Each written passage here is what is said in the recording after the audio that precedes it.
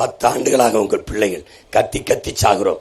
உங்கள் பிள்ளைகள் நல்ல ஆட்சியை தருவோம். இந்த நாட்டை சிறந்த நாடாக மாற்றி காட்டுவோம். கல்வியை எல்லோருக்கும் தரமாக, சரியாக, சமமாக, மருத்துவத்தை எல்லோருக்கும் சரியாக, சமமாக, தரமாக, தூய குடிநீரை தருவோம். தடையற்ற மின்சாரம் தருவோம். பயணிக்க நல்ல பாதை, தரமான போக்குவரத்து, பசி பஞ்சமில்லாத, வறுமை ஏழ்மை இல்லாத நாடாக மாற்றி படிப்போம். படித்தவர் படிக்காதவர் அனைவருக்கும் அரசு வேலை தருவோம். இனி படிக்காதவரே இல்லை என்ற நிலையை உருவாக்குவோம். ஒரு நாட்டை சிறந்த நாடாக மாற்றி படைப்போம் என்று 10 ஆண்டுகளாக கத்தி கத்தி சாகிறோம். நபிகளுக்காவது கதிஜா அம்மையாரும் வராகவும் நம்புவதற்கு இருந்தார்கள்.